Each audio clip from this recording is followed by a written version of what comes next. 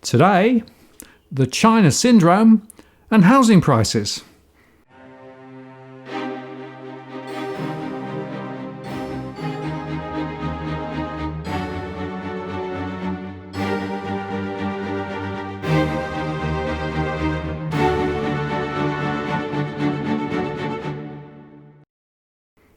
Hello again, it's Martin North from Digital Finance Analytics.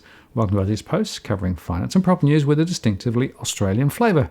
Today I'm joined by journalist Tarric Brooker. Hi Tarric. G'day Martin, how are you? I'm pretty good. I'm exhausted. I'm glad it's close to the end of the year. There's just so much going on. It doesn't seem to end, does it? You know, every day seems brings something new and something different and another variable for you to track, I suppose. Yes, well, my model is getting ultra complicated. In fact, I stripped out a whole bunch of stuff earlier in the year because it was getting to the point where there were too many variables and they sort of all tripped over each other. But the China factor is actually, I think, a very important factor, right? Because it's clear to me that, as we discussed earlier in the year, the relationship between Australia and China is looking pretty shaky at the moment, and it is having a direct impact on the economy. Yeah, definitely. I mean, that's something that we were talking about long before it really, hit the mainstream pages. And now these days, that's probably the lead story a great deal of the time if they're not talking about the economy. And I mean, I think Kevin Rudd made a good point in his interview the other day with Lee Sales on the ABC, in which he said basically that, unless sort of wider geopolitical forces force, the West towards a sort of, a truce, shall we say, with the the escalating tensions with China, it's going to be very, very challenging for Australia to sort of save face and, mend the relationship back to where it was. Well, it seems to me that the specific instances, so sort of the odd bugs found in timber from Tasmania, or suddenly finding that wine is not up to spec. You could at one level say, well, those are just individual, spot points that just are spot issues. But if you stand back and look at it holistically, then clearly there is something much, much worse going on in terms of China's orientation towards Australia, and frankly it's extending its muscles and demonstrating its strength of purpose. And in a way, Australia is not in a strong position, is it? No, we're not, because unlike a lot of the other countries who China trades with, we aren't part of any supranational organization.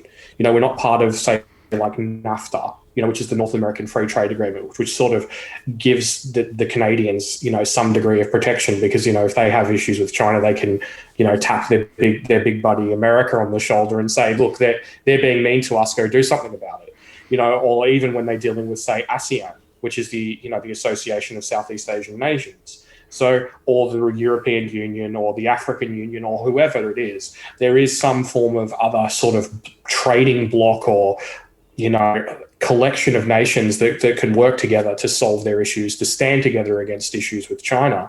But Australia doesn't really have that. Our sort of, relationships are more along the lines of security rather than trade.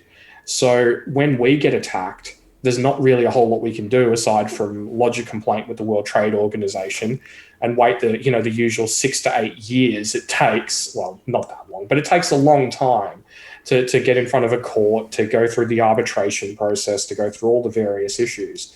So, we don't really have a leg to stand on in that respect. We don't have anything to fall back on. And I think that's why China has chosen us to target. Yeah. And of course, the other point there is that there's a pantheon of different products and services that we export to China. But the linchpin is, of course, the ore to make steel, right? And that at the moment is not impacted at all. In fact, the prices, internationally speaking, are as high as never been. And Western Australia is benefiting from those very high prices. But everything else is pretty much on the agenda with regard to trade issues, but not that.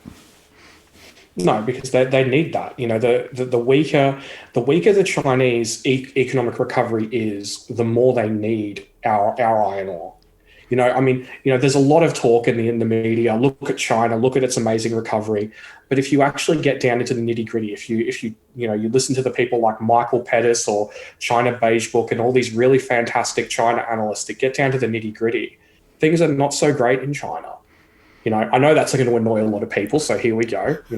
Me being critical of China. But the thing is that if you look at the data, even their own data from their own Bureau of Statistics, which is, well, it is what it is. But you look at their data and it shows the consumer share of the economy is contracting. Imports in yuan terms are roughly flat year on year, despite the fact that they're importing more raw materials from Australia and everywhere else than ever. So what does that tell you about the way the Chinese economy is faring? It tells you that the Chinese consumer is not recovering as rapidly as other consumers around the world. And it tells you that they're going to keep needing more and more iron ore in order to build these, largely, insufficiently productive infrastructure, projects in order to, keep their economy going. And presumably they're stockpiling steel for later as well. I mean, it is obviously a commodity that has benefit down the track, I would suggest as well.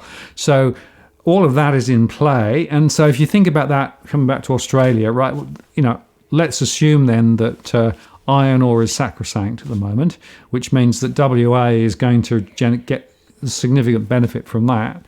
So what it means is that some of those other areas, lobsters, fishermen and timber merchants and traders and some of the agricultural areas are where the pain will be felt. Now, that's enough to be concerning, but is it enough to really upset the local economy? I think it really depends on exactly where iron ore prices end up going.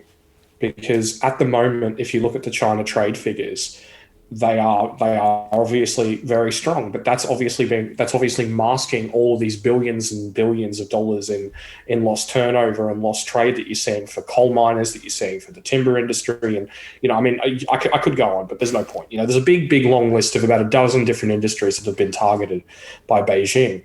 But if we do see sort of like this speculative bubble in iron ore pop, and it heads back down to sort of 110, 115 bucks a ton in the new year, as a lot of analysts are predicting in the first half of next year, then it becomes a whole different story. Because at the moment, the strength, the volume, and the pricing of iron ore has just completely masked out any real major impact to the trade figures. So I think that if we do see a sort of a return to not even to the mean, but to a relatively high level of sustainable highs, then I think we could start to see the issues start to bite, particularly in the second half of next year if the Chinese students don't return. Because if they don't return, then we've got big problems in the longer term.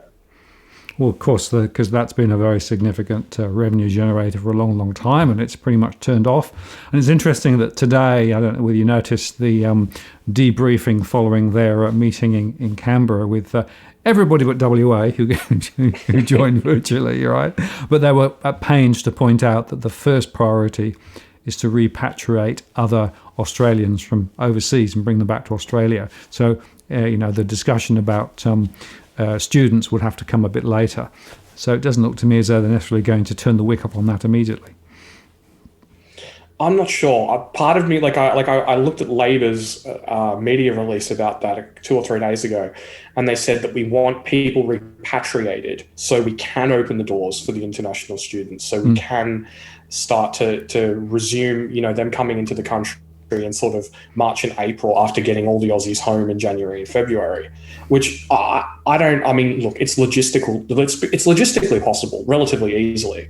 But the question is the government going to want to take that risk of bringing in so many people all at once and potentially unleashing the virus all over again? Because they're basically talking about bringing in more people in 2 months than they have in the past 6. So that's really the logistical challenge for them, to make sure that all the people this time are going to be trained, all the people are going to be, there's going to be all the various checks and balances in place to prevent another Victorian situation from happening. So, I'm not really sure what's going to happen. It's going to be very, very interesting to watch. Well, the question is, can they stop more of the scenario where you come into Sydney and then sneak down to Melbourne and get picked up in Melbourne? I mean, that was a horrendous case, right? Luckily, they weren't carriers, but you don't need many of those to basically blow the whole thing up again. No, and exactly, and that's really the risk. I mean, bringing in all these international students, because I read the report from the health department between the time that the borders closed and when the report was authored, which I believe was at the end of August. There was only about 85,000 Australians repatriated in that time, and I'm not sure how many of those actually arrived and actually ended up quarantining at home when the flight tempo was still actually a lot higher than it is now. So the question then becomes, how are we going to get back, say, 250, 300,000 international students and be able to quarantine them in a timely fashion so that they're ready to get back to the classroom in such a way that we're going to be able to safely do that without the virus escaping again before we can get the population vaccinated? Manus Island. Well, that's one of the options that people are putting out there, and it could happen. I doubt it will. I think they probably think that was a PR disaster, but by the same token, I don't really know what they're going to do, because after all, we are a country that's I really do hate to say it, but all too often it seems our loyalty is to the almighty dollar. Well, there is obviously a lot of commercial pressure and political pressure to try and stoke the economy again. And, the education sector are actually very good at being very vocal with regard to the pressure. And look, universities are under huge pressures at the moment, but they are self-inflicted pressures because, of course, they basically went to the Chinese student fountain and, used that, as many other industries have, without really thinking about what I would call systemic risk or concentration risk. No, they didn't. And that's something that's been the writing on the wall for a long, long time. A lot of people have been warning that this was going to be an issue, that we were giving Beijing unimaginable leverage over our economy. And just on the point of how much they contribute to the economy, because it is a lot. You're talking well over $10 billion a year, in terms of them coming here, spending their money, paying their fees, etc. And that a lot of that gets added straight to the bottom line because it's considered an export. So, but then by the same token, you got to look at things and just think, how big of a hole is that going to blow in the economy if they don't come back, if the tensions do continue? And I think as well that it's very easy at the moment for people to say, oh, but look at how well the economy is going. Look at the GDP figures, look at the labor market, look at this, look at the confidence figures. I was even watching your video last night on that. But by the same token, it's like we've thrown over $300 billion at the economy. Yep. What do you think is going to happen?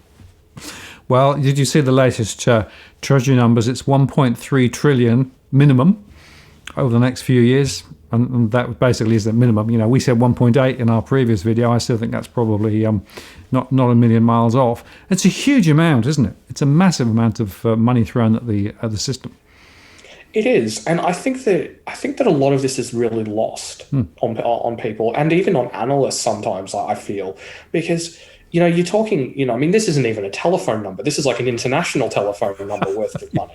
It is a lot of money, and like Kevin Rudd's cash handouts that he did in two lots, one at the end of 2008, another at the start of 2009, with about sort of 6-7 months in between, I believe.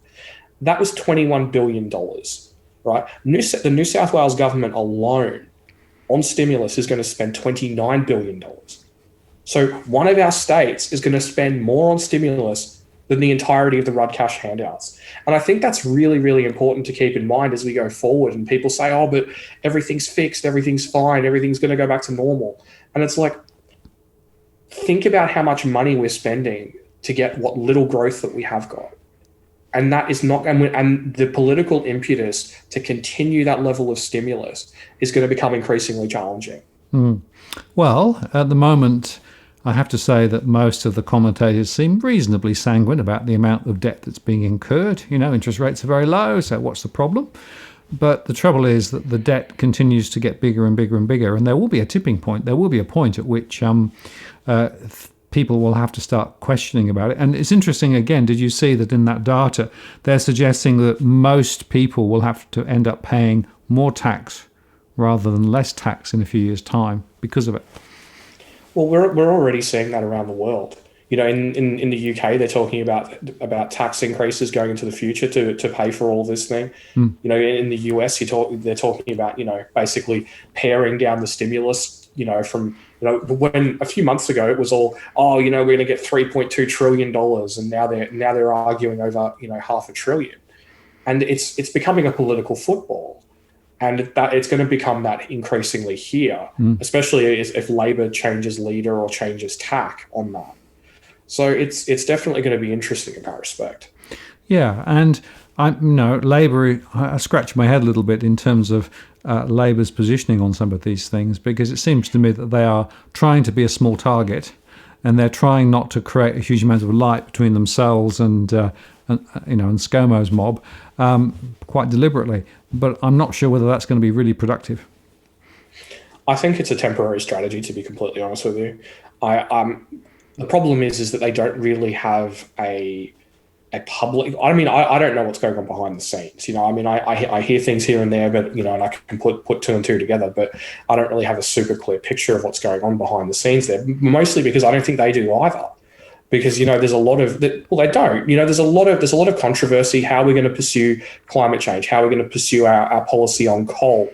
How are we going to deal with industrial relations? How are we going to deal with anti-money laundering? All these different things are up in the air, are currently being decided. But the problem at the moment is that it's very, very difficult to get a narrative that cuts through when the government's throwing billions and billions of dollars at the economy every week. And I don't envy Albo that challenge, to be completely fair to the guy. But by the same token, here we sit, 9 months out from the next election, potentially, if ScoMo decides to go early, and they really need to get something going relatively soon in the new year. Otherwise, they're going to get caught flat-footed and they potentially just get wrecked. But aren't they going to get wedged whichever way they go? Because within their a broad party, they've actually got people on both sides of most fences. They do, but I think what they need to do is realise that losing votes to the Greens isn't the end of the world. That is the key in all of this. I mean, every election, and I'm not sure if I've mentioned this before, but every election they get someone from the Greens on the ABC, and they say we're gonna do better than we ever have before. We're gonna do better. But there's going to be a green wave or whatever it is, and they say we're gonna transform the world, and our voter base is going to grow. That hasn't happened. The Greens' vote federally peaked in 2010. Yes, and what's happening is that more people are moving to the inner city. The people who move to the inner city tend to be left wing, so the Greens are going to win those votes as the demographics shift. There's nothing Labor can do about that. They can kick and scream and maybe sort of hold them off for another couple of election cycles, but that's it. There's not a whole lot they can do. They have to accept that. They need to move on. As these sort of key Labor figures in these inner city seats retire, they lose them. That's just what's happened in the last couple of election cycles, both at a state and federal level. But by the same token, they're not going to win those back. They're never going to win them back. They need a structural change in the way that these people see themselves and see Australia. But look, without going on too long of a political rant, which I know some people aren't too fond of, long story short, Labor need to recapture the middle. They need to recapture the middle. They need to recapture the votes of, what do they call them? Aspirational Australians. They need to say to them, okay, look, there's going to be tax concessions and all these things for you to get rich, but not for the wealthy to get richer. And that's the mistake they made last time. Because they said to someone, okay, you get 500, Nan gets $500 worth of franking credits, in a self-managed super, and she's a self-funded retiree, and she's going to cop it, and she's going to lose that. And that was stupid. I said as much to them. They didn't listen, but I said as much to them. And I remember talking to people within the Liberal Party at the time, and they were just like, oh yeah, they stuffed up. Oh. Well, it is interesting. And so the question is, do they actually then try and adopt a more Blairite position? If you think of what happened in the UK a decade plus ago, because basically they moved away from, far left into the middle and tried to extend their reach into areas of the community that wouldn't traditionally be Labour, right? And they were quite successful for a period of time. In fact, they were successful up until the global financial crisis. Yeah, well, and also just the fact that they did sort of take a turn toward the left there at the end as well. I would argue under Gordon Brown rather than under Tony Blair. But I think that's realistically what they have to do. They have to turn towards the middle, because with the way our electoral system works, that's where elections are won. Yes, and the trouble is if they do move away from that central position, then third-party parties can sort of start picking off bits in the middle there. And the other point there is it actually creates a polarizing force between, far right, far left, as it were, and people tend to not necessarily react very positively to either of those. No, they don't. And I think Labor hasn't distanced itself sufficiently from those elements. Whether how you consider them is obviously, in the eye of the beholder. Some people consider them far left, some people consider them left, some people consider them centre somehow. But that's it's in the eye of the beholder.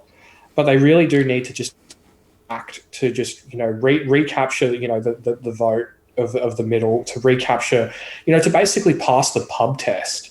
The problem at the I don't like that term, but to be honest, I'm yet to find a better one. But they really do need to just be able to go down a pub and be able to go, okay, explain your policy. Because at the last election, if you were a Labor supporter and your task was to go into a pub in a low socioeconomic area and say, okay, explain your policy. Why is this better for me? And it would have been. And they would have been like, well, what about this? What about that? What about all these things that the Liberals have said about the retiree tax? And you get tied up in circles for hours, explaining the intricacies, when what they should have just said is, okay, look, we're going to cap franking credits at $25,000, $30,000, $50,000 a year in the cash refund. And they still would have generated most of the revenue anyway. And they would have had a political winner on their hands. But, they don't listen to folks like you and me, I suppose. You wonder who they do listen to. That could be another conversation for another day, I guess. But it is fascinating insofar that we've got this situation where we know that there's going to be election down the track, right? We know that the economy is superficially looking reasonably good at the moment because of some of the data that's come through, and particularly those confidence metrics, particularly the one from the Melbourne Institute, which seemed to me to be focused more on probably on the reacting to the virus being, the news being more positive than the broader dynamics. But nevertheless, overall positivity is up. And now, of course, home prices are beginning to drift up in some areas, not universally and not units, but home prices for houses definitely up in some areas. And therefore, playing it out ahead, in a few months' time, the chances are that the economy will be looking okay. It'll be a bit frayed at the edges, but it probably means that ScoMo will go to the country at that point. Yeah, one would imagine so. I mean, that's Louis Christopher's base case. I watched his show with you and Edwin on Monday night. It was great. One of the best. And Louis has a pretty good read on these things, I think. And if he says that it's going to be extended, I think that there's a fairly high chance that it will be. But I think that really does speak volumes about where the economy is at, though. Yep. Because it's all well and good for us to say, oh, but this many people came off JobKeeper. This many, there's only X number left, or X number of loans still being deferred. But we've got the low hanging fruit. This is where the recovery gets tough, and I just wonder, how long are we going to support these businesses and these people in what are, potentially zombie jobs? Well, you see, there is what I think is described as the K-shaped recovery. And what people mean by that is there's part of the economy looking reasonably positive, but there's also another part that's looking quite negative, right? And when as it goes forward, I think that bifurcation gets stronger. So from my surveys, I still have this SME overhang. Remember that at the end of the year, all of the directors now will be responsible for the companies again, and bankruptcies can come.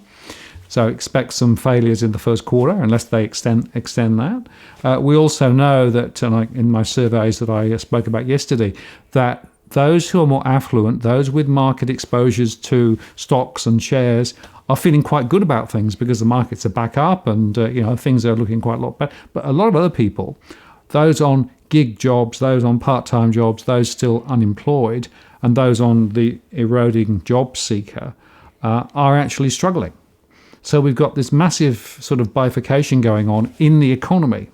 And if you then try and overlay that on the politics, what's quite interesting is that a lot of the people who will probably determine the outcomes of the next election are probably in the upper leg of the K rather than the lower leg of the K. So you could actually see that ScoMo would get back relatively well and easily because of the way that the stimulus has been laid, right? But that still means there's a soft underbelly of millions of people who are really close to the edge and will continue to struggle. But they tend to be the voiceless ones. And that for me is a bit of a concern. Some of the voices, because they're older, they're relying on term deposits, which are now close to zero, so they've got very little income, or they're part-time younger people. A lot of younger people aged 20 to 30 are actually feeling it really tough at the moment, and yet a lot of them don't really engage in the political process. So there's a really interesting set of dynamics going on there. And then if you overlay the other element, which is the home prices, what's fascinating is that on the upper leg of the K, well, that's houses, that's the more affluent set. That's where prices are looking firm. But if you look at the lower K, that's where there are units, that's where first-time buyers bought in at the wrong time and are still being encouraged to buy in, and prices are still sliding there. So we've got this sort of jagged edge between these two faces of the economy, or in fact my picture is we've got this sort of fault line running down the middle of the economy, and some people are on the good side, some people are on the bad side, as it were, and some people are caught with one leg on each side of it. Yeah, well, it's like one of those little cartoons that you see sometimes in like the financial magazines. On one side, it's that it's nice and sunny and there's rainbows and everything's about, and then on the other side it's all dark and there's lava on, the floor is lava and there's mountains spewing out magma like it's the Lord of the Rings or something like that. And it's really just painful to watch, because to me it just represents a failure of democracy. Democracy means that we all get together and we make a decision to put someone in power to govern for all of us. And that's not what's happening. It's not happening here in Australia. It's not happening in the US. It's not happening in a lot of different places. And frankly, I feel like I just need to take 5 minutes every day to just go, to just just release the tension, because it's absolutely infuriating to watch, and it's just insane. Like I was looking at this property the other day for a family member up in Queensland, up on the Sunshine Coast. And it sold for $500,000 more than what it was worth just a few months ago. So there is, but I think that's something that's important to keep in mind in all of this, is that we've seen this sudden rush of demand from the wealthy. This property was in the $2.5 million range, and we've seen this big rush of demand from the wealthy, from people, from the affluent, people who are able to pull the trigger on these things at a moment's notice. Not like regular folks, who just have to go out there. They've got to go talk to a mortgage broker or the bank, and they've got to dot their T's and dot their I's and cross their T's and do all the various different things in order to get a mortgage. These people can just go out and go, bang, I want it.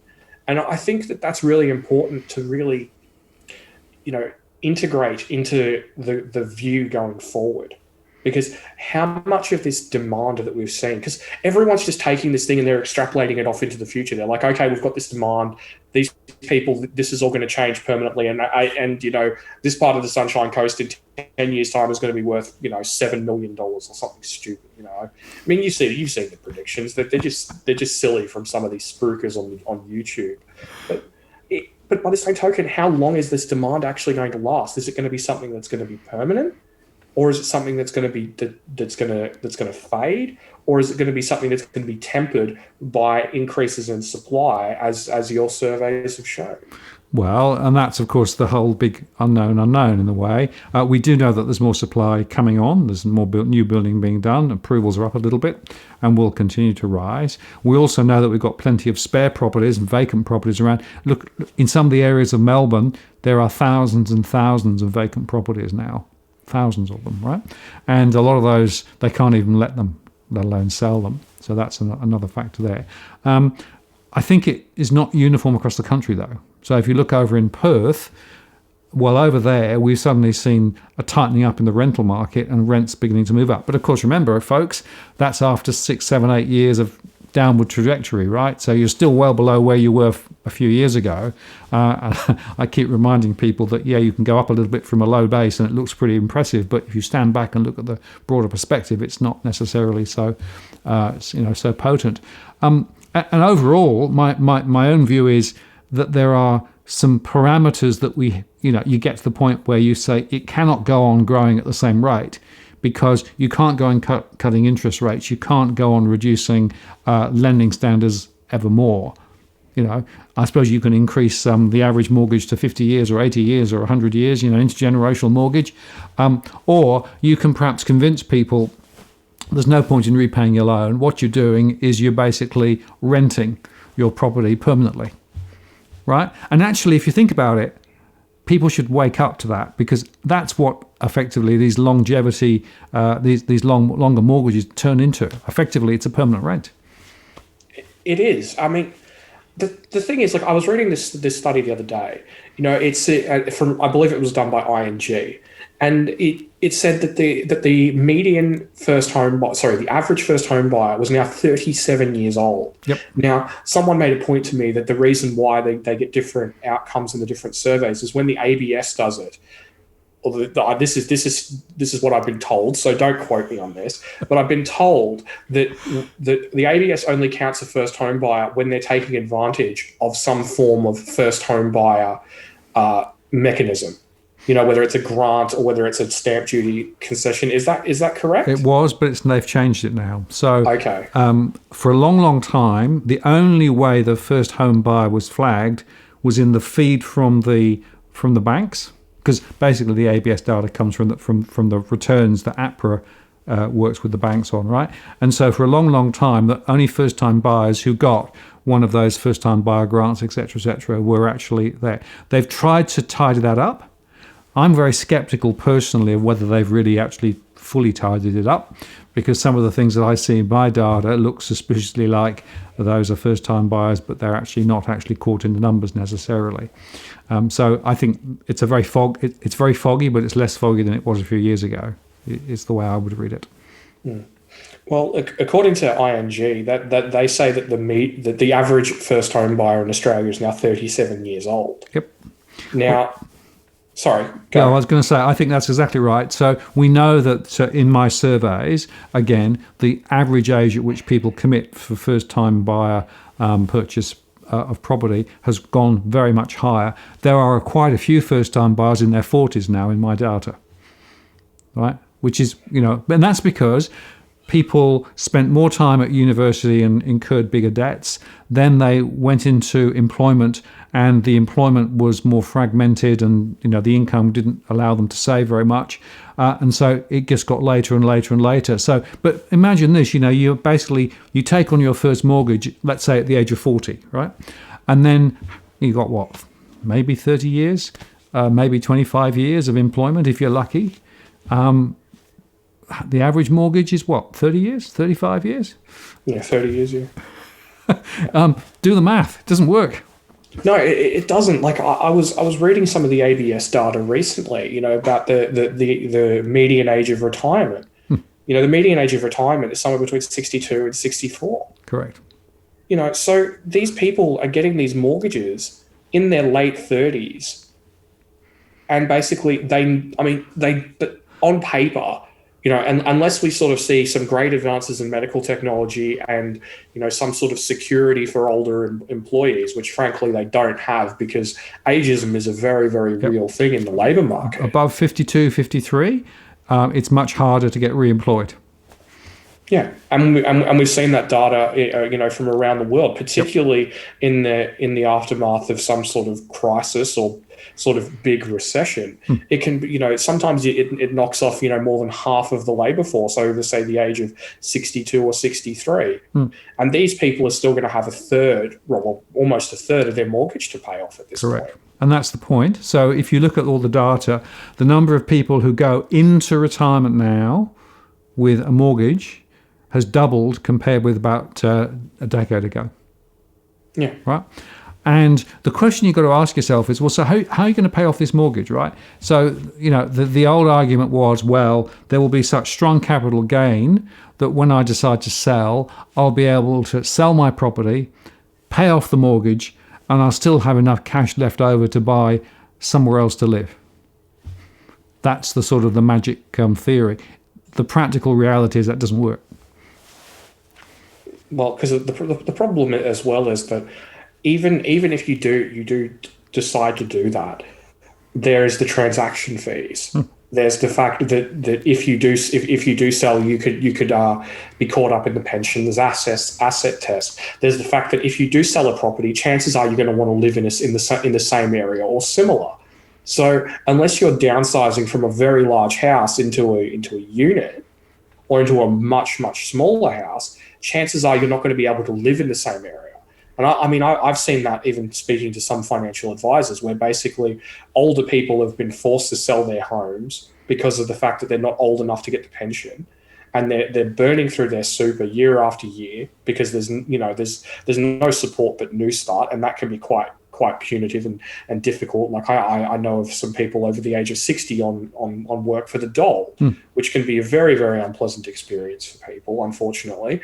And so that forces them out of their areas where they currently live, where they currently enjoy that levels of support from friends, family, community, and they're forced to move out into the sticks where they can afford a property, and they still have enough money to live. And it's, I don't know. I mean, I suppose it's just the Australian way, isn't it? Everything at the altar of high housing prices. Well, it is predicated on that. And of course, there are now people arguing, well, maybe people should be forced to eat their house, as it were. In other words, the equity in your house as you move into retirement and beyond, it should be part of the flow of funds that you actually access to see you into old age and ultimately to the grave, right?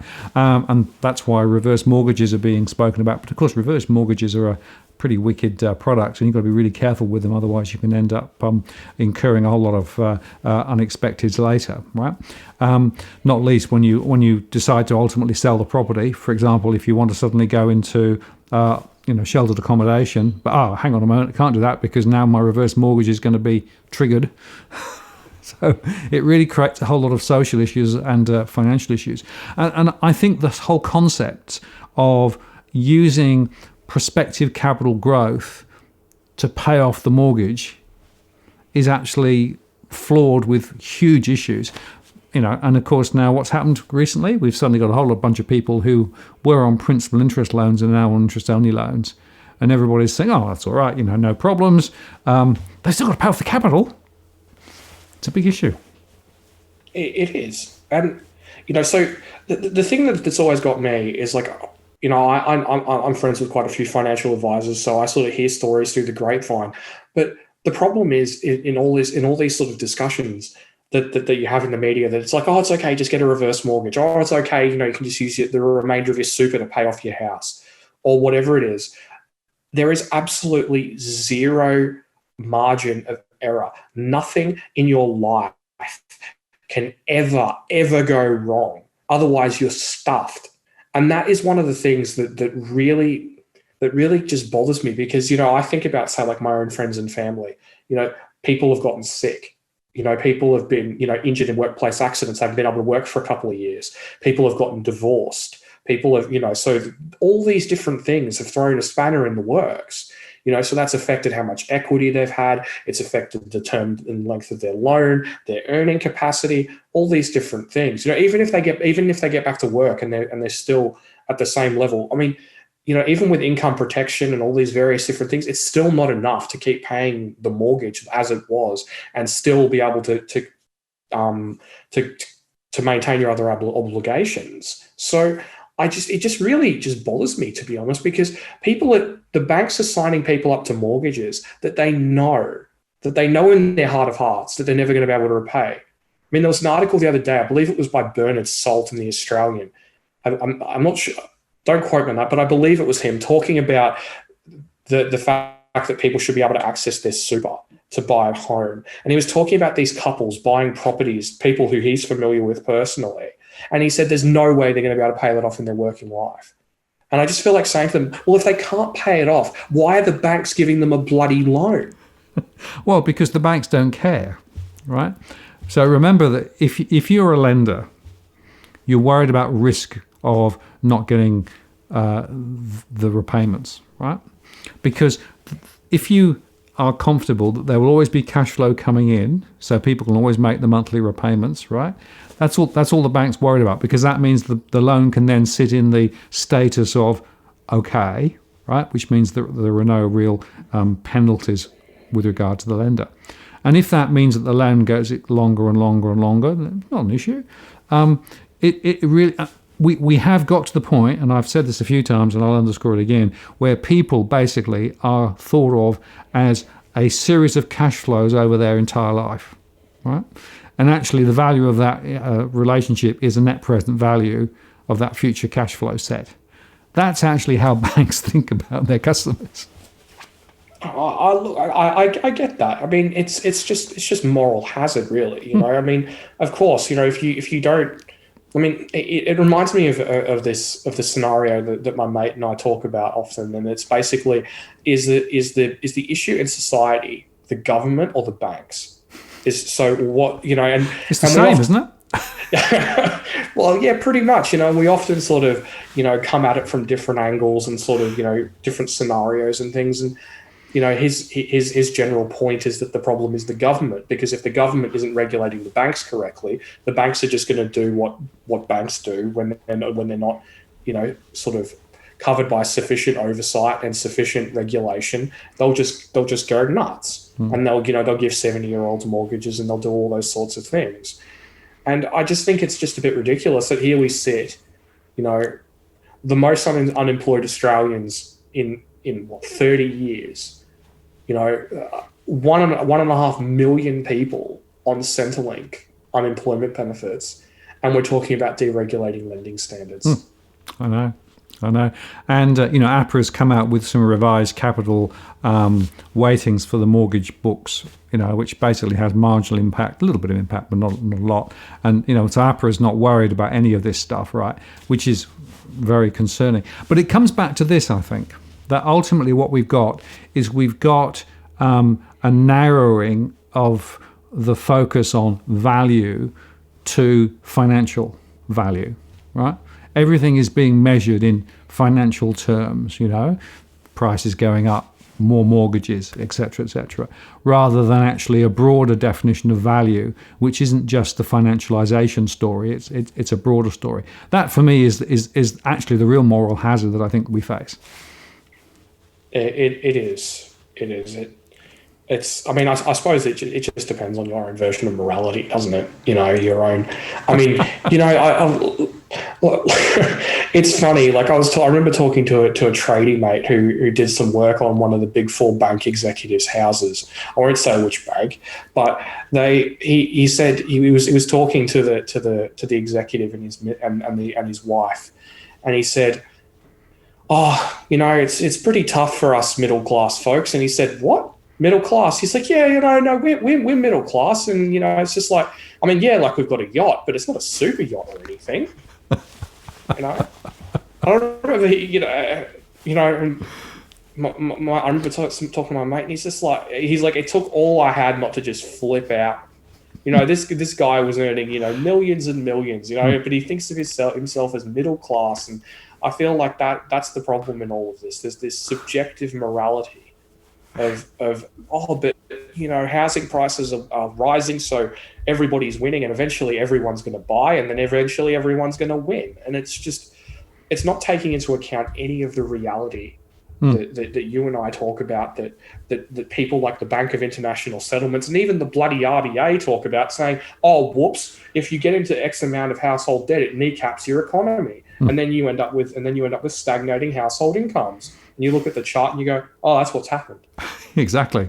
Well, the RBA is Marpit completely and missing the big story, I think. And what I find quite interesting is what's happening over in New Zealand, which, of course, New Zealand is ahead of us. So they've had this massive run-up in house prices in New Zealand in recent months.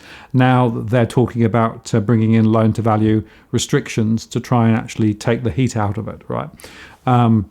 I think we should be doing the same here, personally. But it's interesting that Lowe the other day said he's not too worried about house prices. He doesn't think that's the critical question to be answered at this stage. I think the problem at this point is that the media and the public are sort of in relative lockstep about how they perceive the market. Well, I suppose that's to be expected. The media creates the narrative, the public consumes the narrative, and ergo that becomes, the consensus. So, but by the same token, if you look at the RBA, you look at APRA, you look at the government, they're a lot more circumspect about things. It's all well and good to look at things and say, oh, okay, they're deregulating lending standards because they want prices to rise. And yes, that's true, I would imagine. But I think they're doing it not so much out of let's have a housing, just let's have a housing boom. I think there's still genuine fear there. I mean, like back in April when the RBA was saying, oh, no, but, we should consider stopping all housing transactions because if the market goes tits up, we're all stuffed. And I think that there's still that very real fear there, because you look at some of these projections and these studies from, within academia about the end of JobKeeper. Some of them have unemployment rising to 15%. And that's still on the table. Despite all the hype and everyone jumping in and all the first home buyers going absolutely, crazy for the loan and crazy for the mortgage and all the grants and, as you call them, the bribes, at the end of the day, all those risks are still on the table. And I think that they're still absolutely shit scared. Edwin said I could say it. They're still scared. It's spreading. Yeah, it's spreading.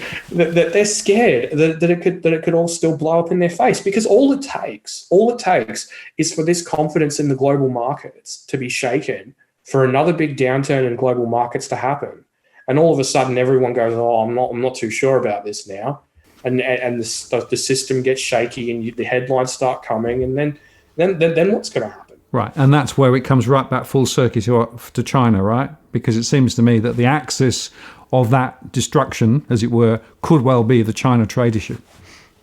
Yeah, well, exactly. I mean, I think that's something that, if you can include in your scenarios, it would be lovely to see. I know it's a how long is a piece of string variable, but it would be nice to see. I mean, Citibank is talking about if the conflict continues to escalate to the point where 50% of trade is impacted, that it could blow a $36 billion hole in the economy, which is 3.8% of GDP, and that basically kneecaps our recovery back to nothing, not including the knock-on effects. Absolutely. And by the way, that we've still, of course, got the tourism sector, which is still locked out as well. And that's the other factor that people, I think, are still not fully understanding. Okay, we can move around the country and visit, different parts of different states, but the international tourism is going to be locked out for some long time, because even if they actually get the vaccine rolled out around the place, it's going to take time for that to work through, I think. So wherever you look, you have to say that this bullish confidence that is really everybody's focusing on, right, is just so narrow and flimsy, because as soon as you lift the lid, you can see all this other stuff going on below the surface. I think it also doesn't factor in that certain elements that are key in their scenarios could also be double-edged swords. Like, for example, people say, oh, but the vaccine is going to be able to get people back into, X, Y, and Z. But the reality is if you walk down the street, you go down the pub, it's not really all that different. Sure, there are some restrictions, but at the end of the day, it's not really all that different to the way things were before. Australia is very, very lucky in that respect. Yep. A lot of things have returned to normal, especially compared with much of the rest of the world. But by the same token, the problem is that the vaccine isn't going to give us the boost that it's going to give Europe and the US, because they're much more badly afflicted. and they're going to be rising from a lower base. But the problem is, say, for example, we're having this conversation, say, September, October next year. Based on the government's projections, people are vaccinated, everything's returned to normal, relatively speaking, as much as humanly possible. Australians are going to be able to go overseas. They're all going to head off to Bali. They're going to head off. They're going to head off to Bali and Bangkok and Europe and America in absolutely enormous numbers. And all that money that was being spent here in Queensland, in WA, in all these different places that have gone absolutely bonkers with the tourism spending, is all going to evaporate like that. Because everyone's had their holiday in Australia and now they're going to want something else. They're going to want the holiday that they've been planning since they were in lockdown, which is going to be an enormous double-edged sword to domestic tourism. And by the same token, because Australia is going to be one of the first nations to likely be vaccinated relative to the rest of the world, we're not going to be able to have all the tourists coming in to replace all the Aussies going out. Yep. Absolutely right. Well, that's why I think my scenario is over 2 to 3 years, and I think that's the right time frame to think of all of this stuff, rather than just sort of 3 months or 6 months. It's going to take longer to shake through. But I'll leave you with this thought. Before the COVID crisis hit, the economy was actually sliding, right? We had unemployment rising. We had significant pressures on the economy, right? We've now basically invested 1.3 to 1.8 trillion to try and actually keep the economy alive over the last few months, right? At some point, they hope that it will come back to where it was. But if it comes back to where it was before the pandemic hit, that is still a weak economy. So we probably have taken a big detour to get back to where we were, but we haven't actually solved the fundamental issues that were actually there in the economy before COVID started.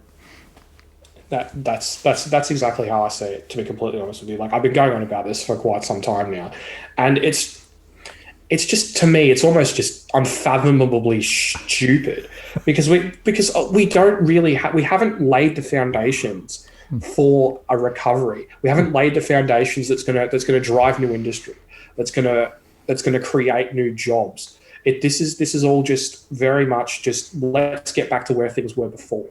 And where things were before was bad. Yep. In per capita terms, we were just in and out of recession. And all these people who've lost jobs, it's going to take time for them to get them back. And all these businesses that are going to close, they're gone. Yes, businesses will crop up to replace them, but chances are that they're not going to be as profitable until for a longer amount of time, because obviously businesses start up, businesses fail. It's just the cycle. But I just don't really see why heading back to the way things were before is such a worthy goal. And even if we do get back there, so we're and with immigration so low, it's like, well, congratulations, we've got out of recession and we're back in recession.